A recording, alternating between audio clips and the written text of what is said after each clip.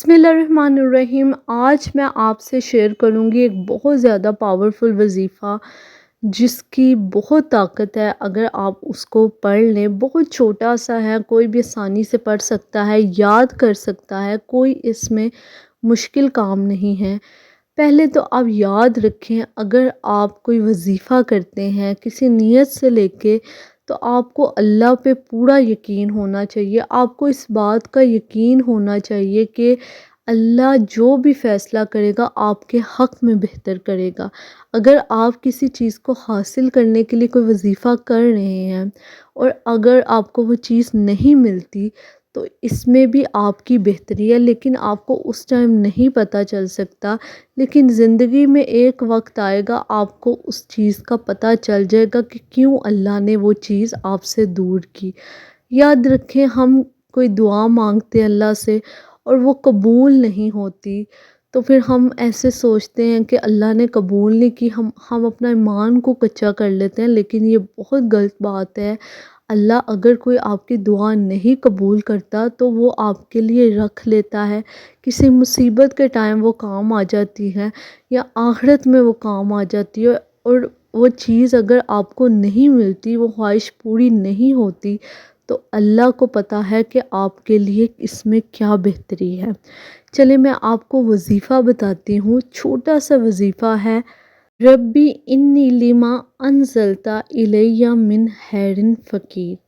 یہ دعا حضرت موسیٰ علیہ السلام نے مانگی تھی جب ان کے پاس نہ کھانے کو کچھ تھا، نہ رہنے کو جگہ تھی، نہ ان کی شادی ہوئی تھی، تو انہوں نے یہ دعا مانگی اور اللہ تعالیٰ نے ان کی دعا فوراً قبول کر لی، اور ان کو کچھ ہی دیر میں کھانے کو بھی مل گیا اور ان کی شادی بھی ہو گئی۔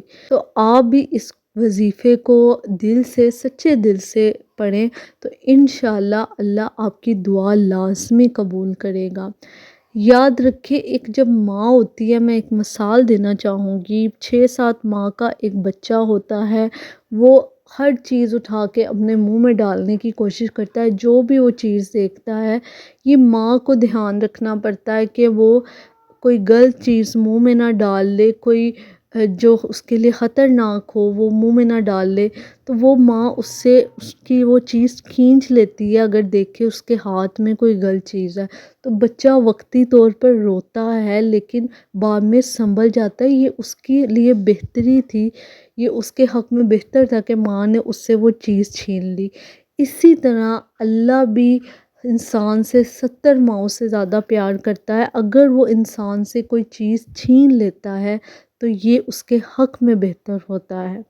کبھی بھی آپ اس خواہش پہ جو آپ کی پوری نہیں ہوئی اور آپ نے اللہ سے بہت دعائیں مانگی، اس خواہش پہ آپ یہ ناراضگی کا اظہار نہ کیا کریں، آپ اس پہ اللہ کا زیادہ شکر ادا کیا کریں کہ شاید آپ کی جو خواہش پوری نہیں ہوئی اس میں آپ کی کتنی بہتری ہوگی کہ اللہ نے اس چیز کو آپ سے اتنا دور کر دیا۔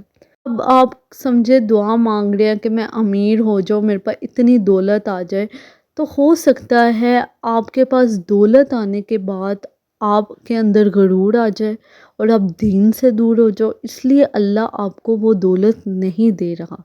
یاد رکھیں، جب کسی انسان سے کوئی نیک عمل نہیں ہو رہا ہوتا اور اللہ چاہتا ہے کہ یہ جنت حاصل کرے، تو اللہ اس پہ اپنی آزمائشیں بھیجتا ہے، مصیبتیں بھیجتا ہے، تاکہ وہ صبر کرے اور صبر سے جو نیکی حاصل کرے اور وہ اس کا ذریعہ بن جائے جنت میں جانے کا۔